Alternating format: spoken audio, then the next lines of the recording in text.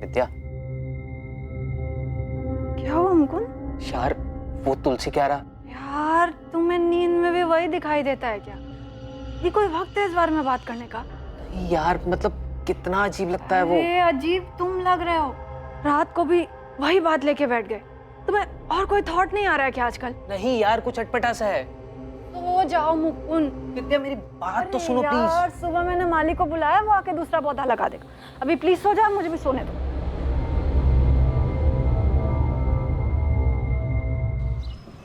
तुलसी का पौधा एक बच्चे की तरह होता है मैडम, बहुत ख्याल रखना पड़ता है। रोज पानी दो, गमले की साफ सफाई रखो और धूप भी मिलती रहनी चाहिए, वरना मुरझा जाती है तुलसी। जी भैया, मैं पूरा ध्यान रखूंगी। हाँ,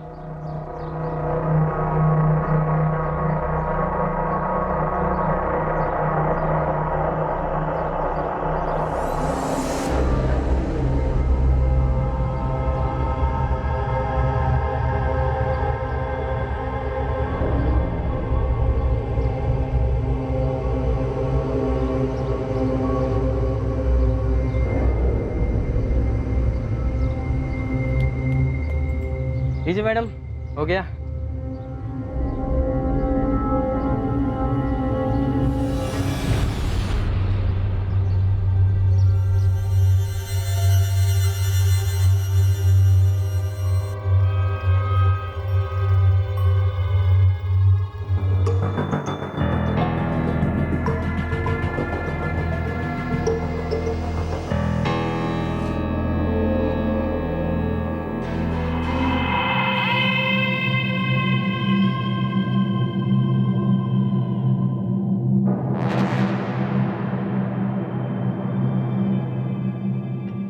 विद्या, विद्या, विद्या। अरे यार अब क्या है मुकुंद? प्लीज फिर से शुरू मत हो जाना तुम। यार उस तुलसी क्यारे को देखकर लगता है जैसे किसी ने अपना सामान लाकर हमारे घर में रख दिया हो। यार इतना बड़ा क्यों बनवाया है वो? मुझे क्या पता मुकुंद। तुम्हें नहीं लगता कि कुछ अजीब है? इतना बड़ा कौन बनवाता है? तुम एक काम क्यों नहीं करते? कल रमन भाई से बात करो, देखो वो क्या बोलते हैं।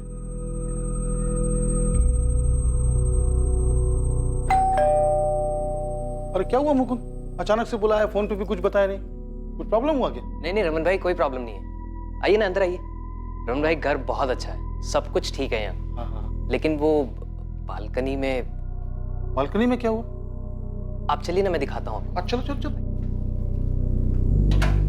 क्या हुआ बोलो मेरे को। अब ये जो आपने तुलसी के लिए बनवाया है, ये काफी बड़ा है, काफी जगह भी घेरता है और अच्छा भी नहीं लग रहा है।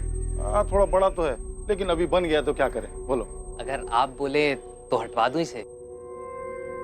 हटवाओगे मेरे को कोई दिक्कत नहीं है, लेकिन जो भी खर्चा होगा वो तुम देना, मेरे से मत मांग। हाँ हाँ, आप उसकी टेंशन मत लीजिए, मैं देख लूंगा वो सब। ये तोड़ने में जो टाइल वाइल टूटेगा, जो नुकसान होगा, उसका पैसा तुम्हारे डिपॉजिट में से काट लूंगा। आप उसके लिए बेफिक्र रहिए रमन भाई, मैं बहुत ध्यान रखूंगा उस चीज का। हाँ तो फिर करवाओ, चलो चलो। ओ तुलसी क्यारा पूरा हटवाने की क्या जरूरत है? 2-3 ब्रिक हटवा के थोड़ा छोटा करवा दो ना बस। क्या दिक्कत है विद्या? अब तो रमन भाई ने परमिशन दे दी है ना। कोई प्रॉब्लम नहीं है, पर अभी अभी मैंने वो पौधा लगवाया है और अभी हटा देंगे तो घर के लिए अशुभ होगा ना। सिर्फ क्यारा हटवा रहा हूँ विद्या, पौधा हम किसी दूसरे गमले में लगा देंगे, तुम्हारे लिए साफ सफाई के लिए भी आसानी हो जाएगी, है ना? अरे बाबा, कल नया गमला ला दूंगा, तुम टांग देना उसे जहां मन करे, ठीक है? अच्छा सुन, एक काम करते हैं, पहले मिट्टी निकाल लेते हैं, उसके बाद क्यारा तोड़ते हैं। इससे हम लोगों का काम आसान हो जाएगा और ज़्यादा मेहनत भी नहीं पड़ेगी।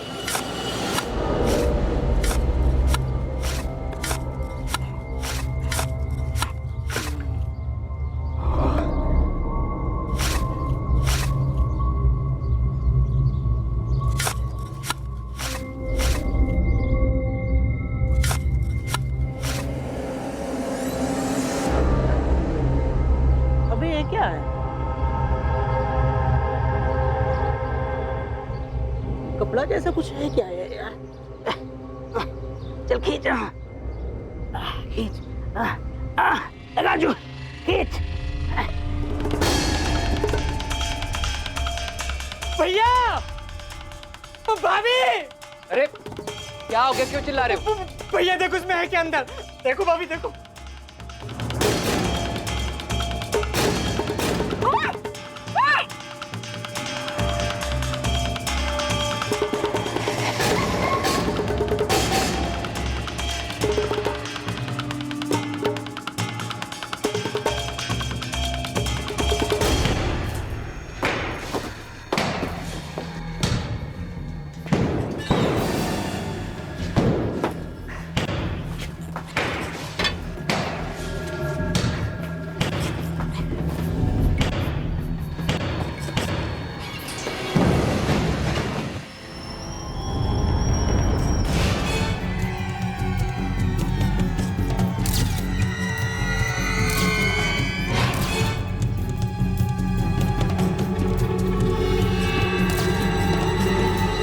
हमें बस 1 महीना ही हुआ है सर किराए पर ये फ्लैट लिए हुए। इतना बड़ा तुलसी का स्ट्रक्चर बालकनी में बहुत अजीब लगता था। मैंने मकान मालिक से बात की, उन्होंने तोड़ने की परमिशन दी। जब तोड़ने लगे तो उसमें से ये कंकाल निकला। मकान मालिक कौन है? नाम क्या उसका? रमन सरवैया नाम है सर। मैंने फोन किया है, वो आते ही होंगे। सर, है तो ह्यूमन स्केलेटन, लेकिन काफी बुरी हालत में। पेल्विक बोन्स तक टूट चुकी हैं। पता नहीं चल रहा है मेल है या फीमेल। स्केलेटन को फॉरेंसिक भेजो रीवा, देखते हैं उन्हें क्या मिलता है।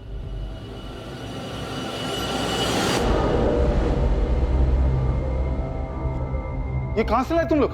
कहाँ से लाए क्या मतलब? अरे हम कहाँ से लाएंगे? आपका घर है, आप जानो कहाँ से आया। बन रहते तो तुम होने, और तुमने जिद किया था वो तुलसी क्यारा तोड़ने के लिए। उससे पहले तो कुछ नहीं निकला यहाँ पे। कैसी बात कर रहे हो रमन भाई? 1 महीना हुआ मैं यहाँ पे आए हुए, और तुलसी क्यारा के अंदर से निकला है ना वो, तो आपको नहीं पता होगा कहाँ से है वो? पता तो आप ही को होना चाहिए। किसका कंकाल है? मैडम घर मेरा, अपन मैं रहता नहीं हूँ यहाँ पे, हमेशा से किराए पे ही है। और अब तो किराए पे भी कोई नहीं लेगा, सब डर जाएंगे। कितना नुकसान हो गया मेरा। रमन जी, आपको इस बात का जरा सा भी अंदाजा है कि क्या हुआ यहाँ पे? हाँ, समझ रहे हैं आप इसका मतलब? आपके घर से मानव कंकाल मिला है। किराए की बात तो बहुत दूर रही, हम आपके इस घर को सील करने जा रहे हैं। और चुपचाप हमें यह बताइए, ये कंकाल किसका है और किसने दफनाया इसे यहाँ पे? रमन जी बोलिए, कहां से आया कंकाल? मुझे नहीं मालूम, 10 साल से किराए पे ही है। तो क्या 10 साल पहले दफनाया था इसको? हाँ, पता नहीं। तो फिर ये यहाँ आया कहाँ से? किसने दफनाया? तुलसी क्यारा आप ही ने बनवाया है ना, उसी में से निकला है। नहीं, हाँ, वो हितेश और धर्मेश ने बनवाया तुलसी क्यारा। हितेश, थोड़ा बारीक बारीक काटना। हाँ, नहीं तो करारे नहीं बनेंगे। देखना किसका फोन है। हेलो, तो धर्मेश मैम वो भी बात नहीं कर सकते, वो थोड़ा बिजी हैं। अच्छा, वैसे तुम्हें पता चला कि नहीं, धर्मेश की शादी फिक्स हो गई है। कौन है? आरती। मरवा के मानेगा यार। अच्छा ये लो, धर्मेश से बात करो। देखो कितना शर्मा रहा है, लड़की की फोटो भी नहीं दिखा रहा मेरे को। ये लो बात करो उससे, पूछना इससे कौन है। तो भजिया तन्ना क्या आरती, तुम भी मजाक कर रहे थे? दोनों मामा भांजे थे, लेकिन रहते एकदम दोस्त जैसे थे। करते क्या थे? वो कोई कंसल्टेंसी कंपनी में काम करते थे। ये तुलसी क्यारा किसने बनवाया था, मामा ने या भांजे ने? हितेश, मुझसे हितेश ने बोला था, भांजे ने। रमन भाई रेंट। हाँ। अच्छा वो रमन भाई, एक रिक्वेस्ट है। बोलो बोलो। हम लोग क्या सोच रहे थे कि वो बालकनी में एक तुलसी क्यारा बना लेते हैं। तुलसी क्यारा? जी हाँ, एक छोटा गमला ले आओ ने, तुम्हारा काम भी हो जाएगा और सस्ते में हो जाएगा। बोलो। नहीं, वो गमला तो बहुत छोटा हो जाएगा ना, तो 2-3 महीने में सूख जाता है। तो फिर हम सोच रहे थे कि थोड़ा बड़ा बना लेते हैं। हाँ, तो कितना बड़ा? आइए आपको मैं दिखाता हूँ।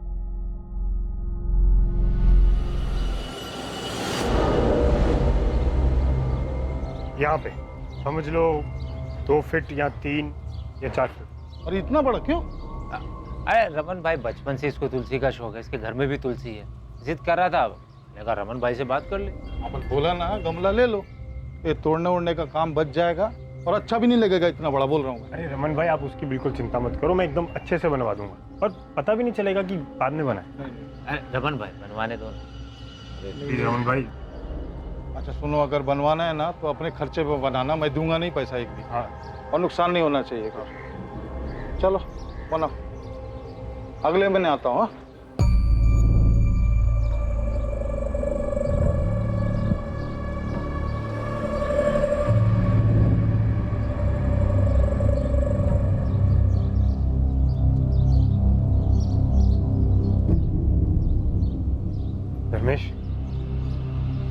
कुछ गड़बड़ तो नहीं लग रहा ना? एकदम परफेक्ट, इससे काम हो जाना चाहिए। पक्का? मतलब ऐसा तो नहीं लगेगा ना ये बालकनी के साथ नहीं बनाया था? नहीं, सही हो गया। फिर भी एक बार चारों ओर से देख के बताओ ना, मतलब पक्का कुछ पता नहीं चल रहा है ना? देख, तो तू नहीं बताएगा ना, किसी को पता नहीं चलेगा। अब कहाँ हैं दोनों मामा भांजे? पता नहीं मैडम, बाद में पता चला कि दोनों गायब हैं। मतलब मिसिंग? कैसे और कब से गायब है? ये तो पता नहीं, लेकिन यहाँ से जाने के कुछ दिन बाद गायब हो गए। कहाँ गए किसी को मालूम नहीं। अभी ज़्यादा कुछ तो नहीं, लेकिन इतना बता सकती हूँ कि ये नेचुरल डेथ नहीं थी, ये एक मर्डर था। जी, जिस तरह से बॉडी को छुपा कर रखा गया था, नेचुरल डेथ तो नहीं लगती, मर्डर ही होगा। अब बता सकते हैं मौत कैसे हुई होगी? यस सर, ये देखिए, स्कल पे बहुत गहरा निशान है, सर पर किसी चीज़ से बहुत जोर से वार किया गया होगा। वहीं रिब केज पे एक पसली टूटी हुई है, साफ जाहिर होता है किसी धारदार चीज से स्टैब किया गया है। मरने वाला कौन होगा? I mean, मेल या फीमेल? अभी तो ये बताना मुश्किल है, क्योंकि इनका पेल्विक स्ट्रक्चर टुकड़ों में है और उसे असेंबल करने में थोड़ा वक्त जाएगा। जेंडर कंफर्मेशन और उम्र पता लगाने के लिए हमें कुछ टेस्ट और करने होंगे। सबसे पहली चौंकाने वाली बात थी कि कंकाल घर के उस स्ट्रक्चर से मिला था जिसे तुलसी के पौधे के लिए बनाया गया था। दूसरी हैरान करने वाली बात यह कि जिस धर्मेश और हितेश ने इसे बनवाया था वो दोनों खुद ही लापता थे। और तीसरी बात यह कि ऐसा हत्या को छुपाने के लिए किया गया था। अभी तक ये पता नहीं चल पाया था कि वो कंकाल किसी महिला का था या फिर पुरुष का।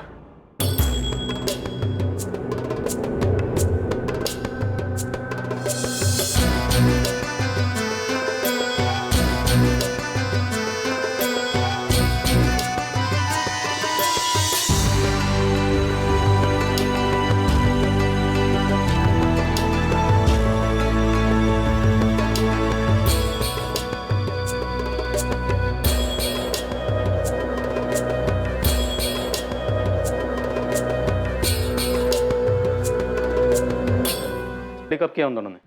सर, अक्टूबर 2017 में। अगस्त 2017 में उन लोगों ने बोला था कि 2 महीने में शिफ्ट कर जाएंगे, और फिर अक्टूबर में खाली कर दिया मकान। हितेश, ये धर्मेश क्या है? वो ऑफिस गया है ना।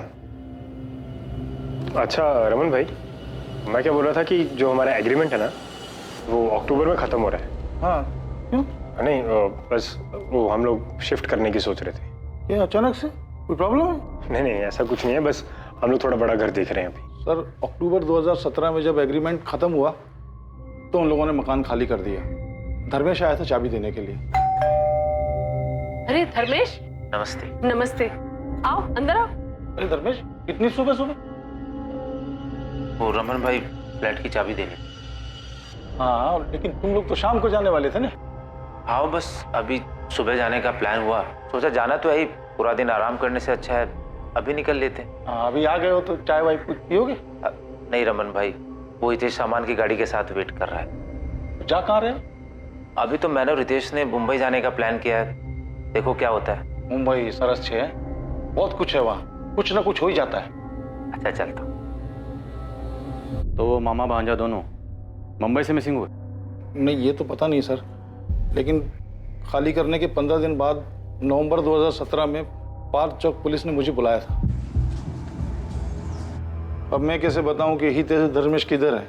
मेरे घर से तो 15 दिन पहले चले गए वो लोग। अब धर्मेश मेरे को बोला कि उसका और हितेश का मुंबई जाने का प्लान है। सर, उन दोनों में से किसी ने हमें कुछ भी नहीं बताया, इसलिए तो हमने मिसिंग कंप्लेंट भी लिखवाई है। इतना धर्मेश ने मेरे को बताया उतना मैं बता दिया, बाकी मालूम नहीं। धर्मेश ने तुमसे और कुछ कहा था? वो लोग मुंबई में कहाँ जा रहे हैं, वहां जाके क्या करेंगे? सच पूछो तो इतना जोर दे के मैंने पूछा भी नहीं। सर, पिछले 15 दिन से दोनों में से किसी से कोई बात नहीं हो पाती। ना तो मेरे बेटे धर्मेश का फोन लगता है और ना ही मेरे नाती हितेश का। सर, मेरी भी हितेश भैया से 15 दिन पहले ही बात हुई थी और उस पर भी वो मैसेजेस से कांटेक्ट में थे। सर ये देखिए, लेकिन इसमें भी भैया ने कभी कहा नहीं कि वो मुंबई जा रही है। जब भी मैं पूछती तो बोलते वो सूरत में ही है। मेरा बेटा धर्मेश भी ऐसे ही कॉन्टेक्ट में था, मैसेज से, लेकिन 15 दिन पहले उसका मोबाइल भी स्विच ऑफ हो गया। रमन, ये सब कुछ तेरे घर से जाने के बाद ही हुआ है। और सिर्फ तू है जो कह रहा है कि वो लोग बॉम्बे गए हैं। सच सच बता, कहाँ है वो दोनों? मुझे क्या मालूम धर्मेश ने मुझे ही मुंबई जाने के बारे में क्यों बोला। तो वैसे भी वो मेरे फ्लैट पे किराए पे रहता था, कोई मेरे साथ नहीं रहता था। अक्टूबर में उसका एग्रीमेंट खत्म हो गया तो वो लोग खाली कर दिया। वो हितेश और धर्मेश के खाली करने के बाद यानी अक्टूबर 2017 से लेके अभी कुछ दिनों तक 2 अलग अलग लोग किराए पे रहे उस मकान में, और उनके खाली करने के बाद ये मुकुंद और विद्या आए थे। सर 1 महीने के लिए भी खाली नहीं रहा। बहुत लकी मकान है वो। तुम्हारे उसी लकी मकान में से कंकाल निकला है। हाँ सर निकला है सर, सबको ये खबर भी हो गई है। तो समझ नहीं आ रहा मैं क्या करूं। सबको पता चल गया, कोई किराए पे भी नहीं रहेगा वहां, और बेचूंगा तो बिकेगा भी नहीं वो।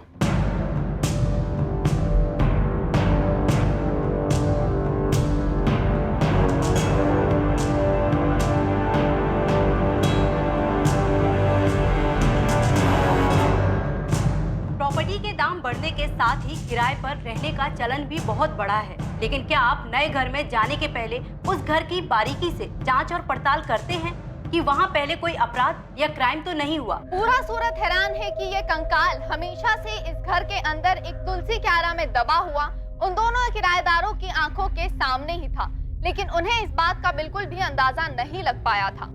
तुलसी क्यारा यहाँ रहने वाले 2 पुराने किराएदारों ने बनवाया था, जो कि खुद भी अभी लापता है। पुलिस को इस मामले में अभी तक कोई भी सफलता हासिल नहीं हुई है और वो मामले की जांच में। रौनक, तुम्हें वो तुलसी क्यारा याद है ना? कैसे भूल सकता हूँ भाभी? यार मैं सोच रहा हूँ कहीं और काम देख लूँ यार। यहाँ तो रात रात भर सिर्फ गधा मजदूरी करवाते हैं, और साला इतनी मेहनत के बाद सैलरी के नाम पर अकाउंट में सिर्फ चिल्लर ही आता। मेरे दोस्त मोनित को मेरे बाद जॉब लगी, 6 महीने में कार ले लिया उसने। बता रहा था उसके यहाँ कोई जूनियर मैनेजर की वैकेंसी है, ज्वाइन कर लूँ क्या? भाभी नहीं, ध्यान क्या तुम्हारा? कुछ नहीं रौनक, बस मैं यही सोच रही थी कि बालकनी में इतना बड़ा तुलसी क्यारा बनवाने की क्या जरूरत थी। हद है यार, मतलब मैं क्या पूछ रहा हूँ, तुम क्या बोल रही हो यार? इस हैरत अंगेज क्राइम की पल पल की खबर हम आप तक पहुंचाते रहेंगे, बने रहिए हमारे साथ।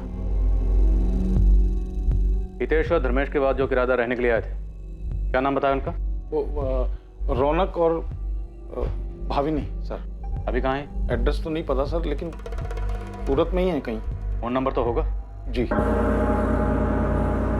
धर्मेश और हितेश को अब ढूंढना मुश्किल होगा शायद। हम लोग हर जगह देख चुके, मुंबई पुलिस की भी मदद ली थी, इनके फोटोज और डिटेल्स वहां भी भिजवाए, लेकिन कुछ निकला नहीं। तो क्या केस वैसे ही रह गया?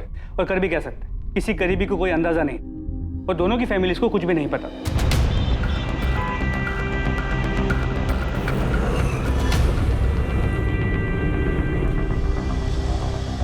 अच्छे लड़के थे दोनों, पता ही नहीं चलता था कि दोनों मामा भांजे थे। उम्र में कुछ ज्यादा फर्क नहीं था, पर दोनों का स्वभाव बहुत ही अच्छा था। कोई गर्लफ्रेंड वर्लफ्रेंड थी उनकी? ये तो नहीं पता कि वो कौन थी, पर एक लड़की थी जरूर जो कभी कभी आती थी। क्या नाम था? अब नाम तो नहीं जानती, लेकिन वो धर्मेश के साथ दिखती थी कभी कभी।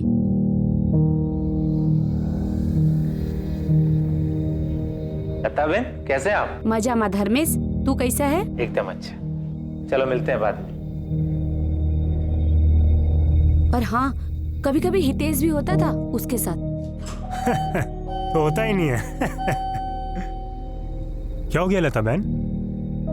आपकी तबीयत कुछ ठीक नहीं लग रही। और डॉक्टर के पास जा रही हूँ बेटा, थोड़ी तबीयत खराब है। दोनों के साथ रहती थी? गर्लफ्रेंड थी या कुछ और? अब मुझे क्या मालूम मैडम, जो देखा था वो बता दिया। एक लड़की 2 बंदों के साथ आती जाती थी, वो भी किसी भी टाइम पर। सोसाइटी वालों ने कभी ऑब्जेक्ट नहीं किया? और अमन भाई को इस बारे में पता था? ऑब्जेक्शन जैसी बात तो कोई सामने नहीं आई, पर हाँ वो कुसुम है ना 3rd फ्लोर वाली, उसने एक बार बताया था कि वो हितेश की बहन है, तो मुझे कुछ पूछना ठीक नहीं लगा। गलती तो आपसे भी हुई, आपको सब अच्छे से चेक करना चाहिए था ना। अरे मैं क्या चेक करता श्वेता? मेरे को क्या मालूम घर के अंदर क्या चल रहा है क्या नहीं चल रहा है? मेरे को क्या मालूम? मैं क्या दीवार फोड़ के जमीन खोद के देखता कि किधर लाश दबी किधर क्या दबा है? वो जो भी था, अब सब यही बोल रहे हैं कि रमन भाई के घर से कंकाल मिला। अब तो बोलने तो अभी क्या कर सकते हैं? तो क्या मालूम था तो वो लोग इतना सब कुछ कर देंगे और फिर गायब हो जाएंगे। पहले दिन से मेरे को शक करना चाहिए। तो वो हितेश बोला था ना इतना बड़ा तुलसी क्यारा बनाने के लिए, मना कर देना चाहिए। सब पहले से प्लान किया था उन लोगों ने। जब तक तू नहीं बताएगा ना, किसी को पता नहीं चलेगा। धर्मेश और हितेश के ऑफिस गए थे आप लोग, वहां से कुछ पता चला क्या? जी, हम लोग दोनों के ऑफिस गए थे पता करने के। ये धर्मेश एक कंसल्टेंसी फर्म में काम करता था। वहां उसके कलीग से बात करने के बाद मुझे लगा कि कुछ तो अटपटा है। जी हाँ, धर्मेश हमारे ही ऑफिस में काम करता था। अब काम में भी ठीक ठाक ही था, लेकिन एक दिन अचानक बोला कि वो ऑफिस छोड़ के जा रहा है। कब की बात है? जी शायद अगस्त 2017 की। ये क्या है? मेरा रेजिग्नेशन लेटर सर, मैं कल से नहीं आ पाऊँ। क्या कल से? अरे भाई अचानक ऐसा क्या हो गया कि तुम रेजिग्नेशन लेटर दे रहे हो? सर मैं सारी लाइफ ये नहीं करना चाहता। अच्छा, ताजमहल बनाना चाहते हो क्या? अरे भाई ऑफिस में एडवांस में कुछ नोटिस देने का होता है कि नहीं? मैं यहाँ एक भी दिन नहीं रह पाऊंगा सर, कुछ करना चाहता हूँ। और नोटिस ना देने के लिए सर जो भी चार्जेज हैं वो मेरी सैलरी में से काट लें। मैं कंटिन्यू नहीं कर पाऊंगा सर। रिजाइन करने के कुछ दिन पहले से ही बड़ा अजीब सा बिहेव कर रहा। अजीब सा बिहेव कर रहा? क्या मतलब? उखड़ा उखड़ा सा रहता था, जैसे कोई परेशानी हो। ऐसा लगता था कि वो अपने काम से पूरी तरह उब चुका है। अब शुरुआत में मुझे लगा कि उसकी कोई पर्सनल प्रॉब्लम होगी, इसलिए मैंने कुछ कहा नहीं। लेकिन पूरा महीना लगभग वो ऐसे ही डिस्टर्ब था। अब उसके इस बर्ताव का असर उसके काम पे पड़ रहा था, इसलिए मैंने उसे डांटा भी। अपनी इस परेशानी की कोई वजह बताई थी उसने? जी नहीं, ऐसी तो कोई वजह नहीं बताई उसने कि जिससे यकीन हो सके कि वो उसी वजह से महीने भर परेशान था। अब जब मैं उससे कुछ भी पूछता था तो सीधा सीधा तबीयत ठीक ना होने का बहाना कर देता था। जब उसने जॉब छोड़ा या कभी बीच में उसने मुंबई जाने की कोई बात की थी? जी मुझसे तो ऐसी कोई बात नहीं की। हाँ, लेकिन हमारे एक लड़का काम करता है तेजस, जो उसका दोस्त भी है। वो हो सकता है शायद उसे कुछ पता। बुलाइए उसे। जी वो तो आज छुट्टी पे है। मुझे तेजस का नंबर और एड्रेस चाहिए। इन सभी बातों को देखने के बाद लगा कि सब कुछ सोच समझ के तय किया गया था। अगस्त 2017 में धर्मेश ने अपनी जॉब छोड़ी। उसी के आसपास हितेश ने रमन को बताया कि वो लोग 2 महीने बाद उसका फ्लैट खाली कर दें, और अक्टूबर 2017 में उन्होंने उसका फ्लैट खाली किया। तो दोनों एक साथ छू मंतर हो गए। हमने उन्हें हर जगह ढूंढा, लेकिन सिर्फ उस किराए के फ्लैट में नहीं गए। कोई मतलब ही नहीं था वहां जाकर, किराएदार बदल चुके थे। हमारे लिए सिर्फ वो अब एक मिसिंग कंप्लेंट था, किसी बड़े क्राइम की भनक तक नहीं लगी। पर कोई सोच भी कैसे सकता है कि घर के अंदर बने तुलसी के आरा के अंदर कोई लाश दबा के रख सकता है? शायद ये सब कुछ पहले से फिक्स था, इसीलिए वो तुलसी स्ट्रक्चर बनवाया गया और उसके अंदर लाश डाली गई। फिर कुछ दिन रुक कर देखा, और जब यकीन हो गया कि सब कुछ ठीक है तो निकल गए वहां से।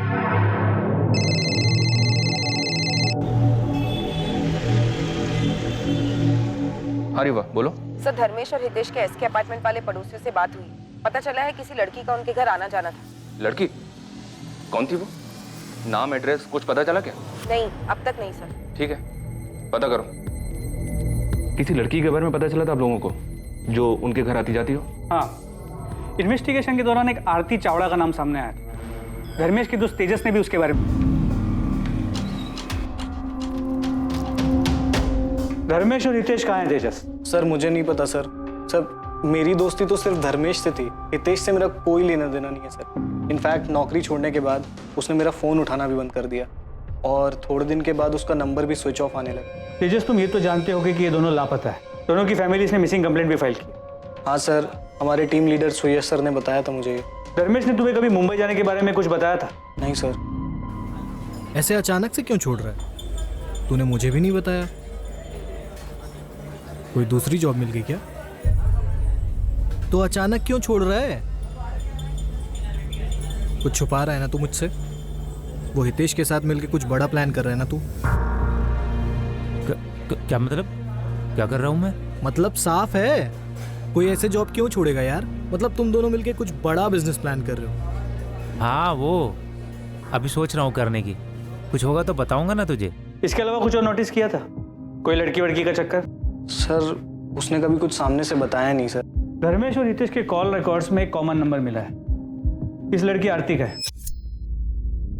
इसे कभी देखा है? सर कभी उसने किसी से मिलवाया नहीं और ना कभी कुछ बताया, पर वो फोन पर किसी से बात तो जरूर करता था। कोई लड़की थी, अब वो लड़की यही थी या कोई और ये नहीं पता सर मुझे। तो ये आरती आप लोगों के हाथ लगी थी क्या? नहीं, उसका भी फोन बंद आ रहा था। उसके फोन डिटेल्स में जो उसका सूरत का एड्रेस था, हमने वहां जाके चेक किया। हाँ सर, ये मेरी ही किराएदार थी, लेकिन आप इसे क्यों ढूंढ रहे हैं? यहाँ से कहाँ गई? इसकी डिटेल्स होंगी ना, रेंट एग्रीमेंट तो हो गई। यहाँ से कहाँ गई ये तो पता नहीं सर, लेकिन फरवरी में वो यहाँ से चली गई थी और उसके बाद नया किराएदार आ गया तो मैंने भी एग्रीमेंट फेंक दिया। एग्रीमेंट फेंक दिया? तो क्या करता सर, यहाँ तो किराएदार आते जाते रहते हैं, और एक बार किराएदार यहाँ से चला जाए तो फिर। अपने किराएदारों के डिटेल्स आप किसी बुक में तो लिख के रखते होंगे ना? यहाँ से जाने के बाद या आने से पहले किसी ने कोई कांड किया तो? नहीं सर, अब क्या पता था कि किराएदार के एक बार जाने के बाद फिर उसे दोबारा कांटेक्ट करना पड़ेगा।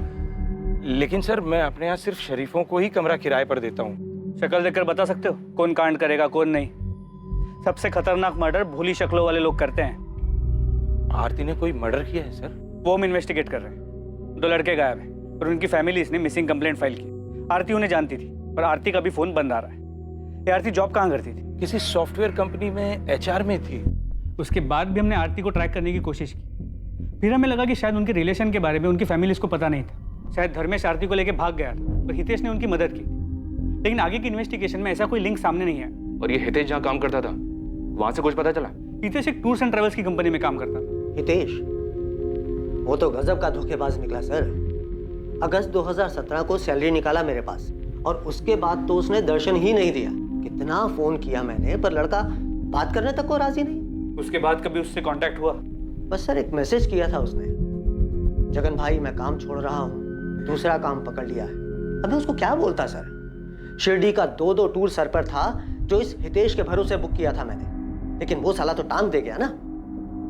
हितेश की बहन नमिता, माँ सरला, पिता दलपत, धर्मेश के पेरेंट्स कोकिला और हसमुख, उन दोनों की खोज खबर लेने के लिए महीनों तक फोन करते रहे। शुरू में तो वो हर हफ्ते पुलिस स्टेशन आते थे, फिर वक्त भी था तो आना बंद किया, पर पूरे 1 साल तक वो लोग फोन करते रहे। और शायद वो लोग भी ये बात समझ गए, इसलिए अक्टूबर 2018 के बाद उन्होंने कभी फोन नहीं किया। इतनी इन्वेस्टिगेशन की आप लोगों ने, कहीं किसी मोड़ पर आपको ऐसा लगा क्या कि ये दोनों किसी गलत काम में थे?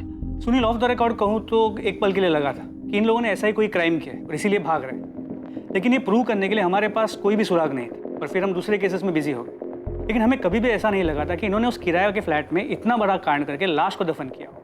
यस, अगर वो कंकाल सामने नहीं आता तो किसी के लिए भी इस बात का अंदाजा लगाना बहुत मुश्किल था। हम लोग हार्डन क्रिमिनल्स पे नजर रख के क्राइम को कंट्रोल कर सकते हैं, लेकिन कोई ऐसे लोगों का क्या करे? इनके तो घर वालों को भी नहीं पता होता कि इनके दिलों में क्या चल रहा है। बादशाह पुलिस को उनकी तहकीकात में कोई लीड नहीं मिली? नहीं सर, कोई लीड नहीं मिली। लेकिन ये भी अजीब है सर कि हितेश और धर्मेश के बाद रौनक और भाभी उसी घर में किराए पर रहे, पर उन्हें भी कोई स्मेल नहीं आई। पक्का बहुत मेहनत की होगी सर दोनों ने लाश को छिपा कर रखने में। ये भी मेक श्योर किया होगा कि कोई स्मेल ना आए। पूरी तसल्ली करने के बाद ही घर छोड़ा होगा।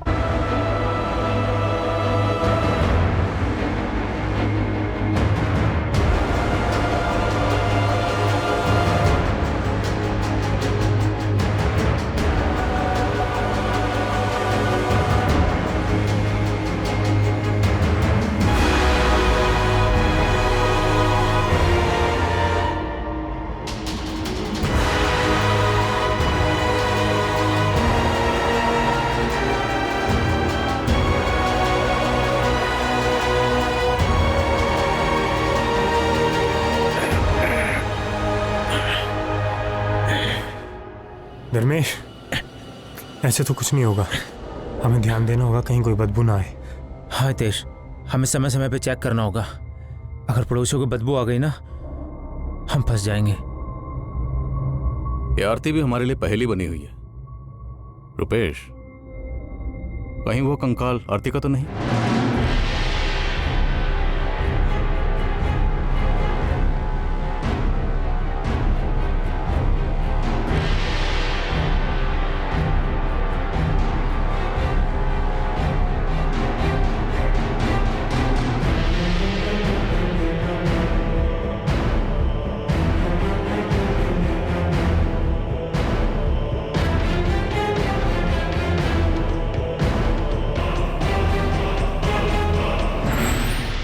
मुझे लगता है हमें हितेश और धर्मेश की फैमिली से बात करनी चाहिए।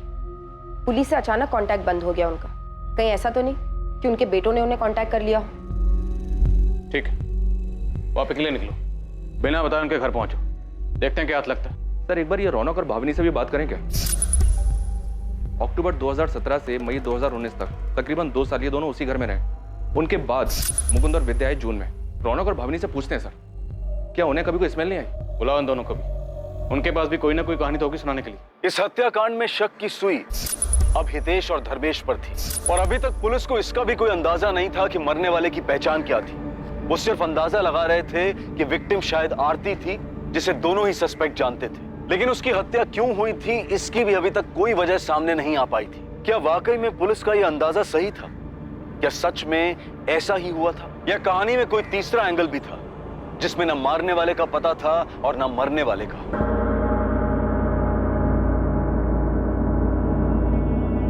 पुलिस की एक टीम हितेश और धर्मेश की फैमिली को ढूंढते हुए गुजरात के एक छोटे से शहर वापी पहुंचती है, जहां हितेश और धर्मेश की फैमिली रहती थी। दूसरी तरफ सूरत पुलिस ने रमन के पुराने किराएदार रौनक और भाविनी को पूछताछ के लिए थाने बुलाया, जो कि उस घर में धर्मेश और हितेश के जाने के बाद रहने आए थे। रमन सरवैया का 12 SK अपार्टमेंट्स वाला किराए का वो फ्लैट सील कर दिया गया। रमन सरवैया डर और फिक्र में परेशान हो रहा था, क्योंकि उसका घर अब क्राइम सीन बन गया था। इसके साथ ही फॉरेंसिक ये पता करने में लगी हुई थी कि मरने वाला आदमी था या औरत, और ये मर्डर कितने वक्त पहले हुआ होगा। तुम लोगों ने कुछ नहीं किया तो फिर डर क्यों रहे हो? कैसे नहीं डरे सर, 2 साल रहे हम उस घर में। जब से कंकाल के मिलने की बात पता चली है, रातों की नींद गायब हो गई सर हमारी। सर हमने किसी से कहा नहीं, लेकिन वो 2 साल बहुत मुश्किलों भरे थे, इसलिए घर चेंज किया। अब समझ आ रहा है वो दिन इतने मुश्किलों भरे क्यों थे, क्योंकि सर वो घर ही मानूस था। हम तो हमारे नए फ्लैट ओनर से पिछले किराएदार के बारे में 4 बार बात कर चुके। रौनक, मैं समझ सकता हूँ कि तुम लोग किस डर से गुजर रहे थे, पर क्या आप लोगों को वाकई कोई स्मेल नहीं आई, या पता नहीं था कि किस चीज की स्मेल है, इसलिए इग्नोर किया? सच में सर, वहाँ कोई स्मेल नहीं थी। लेकिन वो तुलसी क्यारा देखकर बड़ा अजीब सा लगता था। इतना बड़ा तुलसी क्यारा बनवाया क्यों था? हमने सोचा कि रमन भाई से बात करें, लेकिन हम कुछ नहीं बोले। अगर वो बुरा मान जाते तो हमें अगले दिन घर खाली करवा देते। वो तुलसी क्यारा रमन भाई ने बनवाया था? घर उनका था, इसीलिए हमें लगता है उन्हीं ने बनवाया। वो तुलसी क्यारा रमन भाई ने बनवाया था? घर उनका था, इसीलिए हमें लगता है उन्हीं ने बनवाया। एक बार जब रमन भाई किराया लेने आए तो तुलसी का पेड़ सूख गया था। हाँ पूरे। रमन भाई चाय। हाँ, अरे ये तुलसी में पानी नहीं डालते क्या? देखो ना कितना सूख गया है। अब याद से डाल दूंगी। वो रमन भाई, हमको पेड़ पौधों का शौक नहीं है ना, इसीलिए कभी ध्यान नहीं दिया। नहीं, मेरे को भी पेड़ पौधे का ज्यादा शौक नहीं है, लेकिन अभी घर में है तो सुखा के तो मार नहीं सकते ना। हाँ। 2-4 बूंद डाल दिया करो, क्या पता फिर से हरा हो जाए। उनका बोलना उस वक्त हमें अजीब नहीं लगा था, लेकिन अब जब पता चला है कि उसमें सिर्फ तुलसी नहीं थी, तो हम सोच रहे थे कि क्या रमन भाई को उस बारे में कुछ पता था। तुम्हें क्या लगता, रमन भाई ने जानबूझकर ऐसा बोला था? ऐसी कैसे किसी पर उंगली उठाए सर, उनके लिए भी ठीक नहीं होगा। हो सकता है जैसे हमें ना पता चला हो, उन्हें भी कुछ ना पता चला हो। ठीक है, आप दोनों जा सकते हैं।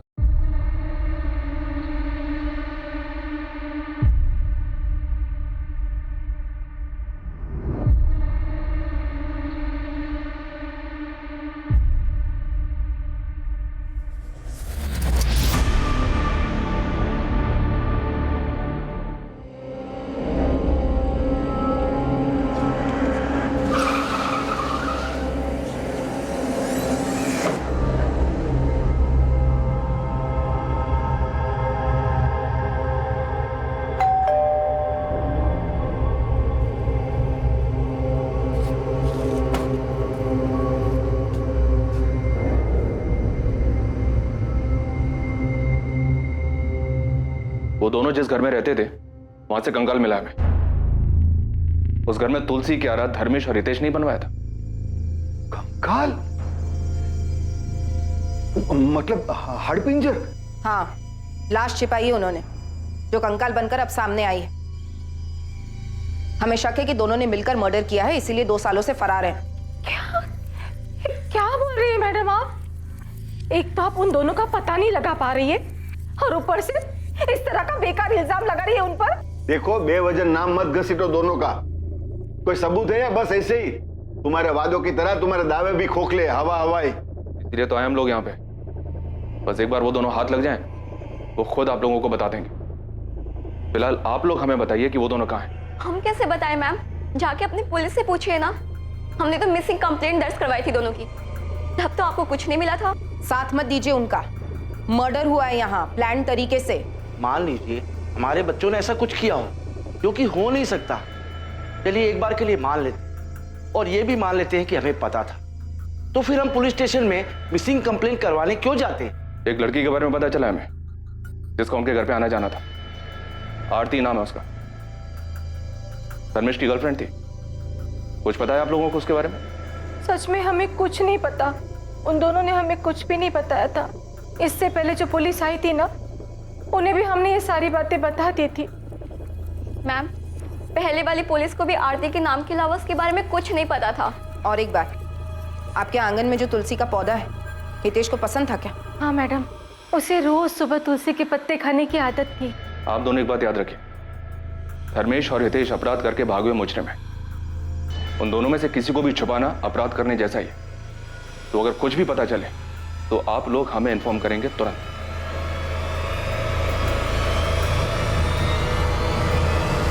डॉक्टर, कोई नई इन्फॉर्मेशन? जी बिल्कुल, मैं आपको बता सकती हूँ कि मरने वाला कोई मेल था और उसकी उम्र तकरीबन 24 से 30 वर्ष रही होगी। और मौत कितना अर्सा पहले हुई थी? हमने जो बोन टेस्ट किए हैं उससे तो यही पता चलता है कि स्केलेटन 2 से 4 साल पुराना है। सर, अभी तक उस घर में 4 किराएदार रह चुके हैं। पहले धर्मेश और हितेश, और उनके बाद भाविनी और रौनक। पता नहीं किसने किसको मारा है। मुझे नहीं लगता रौनक और भावनी ने किसी को मारा, क्योंकि उनसे बातचीत में ऐसा कुछ सामने नहीं आया। ये तो अजीब ही है सर। अभी तक तो हम इस मामा भांजे की जोड़ी को सस्पेक्ट मान के चल रहे थे कि इन्होंने शायद किसी लड़की को मारा था और शायद वो आरती होगी, लेकिन यहाँ तो मामला ही उल्टा निकला। तो फिर मरा कौन था सर? नहीं, जो भी हो, इतना तो है कि ये जुर्म तब हुआ जब उस घर में ये मामा भांजा दोनों रह रहे थे, वो दोनों गायब है। तो इन दोनों का इस जुर्म से कोई ना कोई ताल्लुक तो है। जी सर, मुझे भी ऐसा ही लगता है। वो तुलसी क्यारा भी उन दोनों की करामात थी, और उन दोनों के वापी वाले घर में भी हमने तुलसी क्यारा देखा। इस बात के चांसेस ज्यादा हैं कि इन दोनों ने किसी तीसरे को मारा जो कि मेल था, या ये भी हो सकता है कि मामा भांजा की आपस में किसी बात को लेकर खटास रही और हितेश ने धर्मेश को मार डाला, क्योंकि रमन को वो तुलसी क्यारा बनाने के लिए हितेश ने अप्रोच किया था।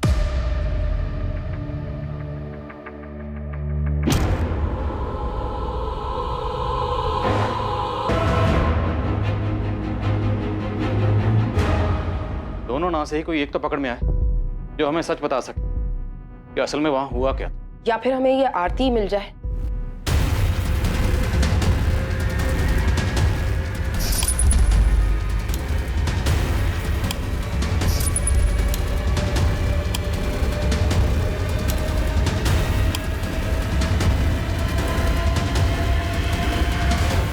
सबसे पहले कौन पुलिस की गिरफ्त में आएगा? मरने वाला कौन था? क्या वाकई में धर्मेश और हितेश का इस हत्या से कोई ताल्लुक था? इन्वेस्टिगेशन टीम के लिए बहुत ही मुश्किल केस था, जिसमें अभी बहुत सी बातें सामने आनी बाकी थी और बहुत से चौंकाने वाले खुलासे होने बाकी थे। लेकिन जांच पूरी हुई, अपराध, अपराधी, मकसद सब कुछ सामने आया और इन सभी सवालों के जवाब में इस केस का रहस्य दफन था। कल हम मिलेंगे इस हैरत अंगेज केस के दूसरे और आखिरी भाग में, जहां हम खुलासा करेंगे कि वो कंकाल किसका था जो कभी सांस लेता था। अब मैं अनूप सोनी आपसे विदा लेता हूं, फिर मुलाकात होगी। और याद रखें, क्राइम और आपके बीच में सिर्फ इतना फर्क है कि आप कितने सतर्क हैं। सतर्क रहें, सुरक्षित रहें। जय हिंद।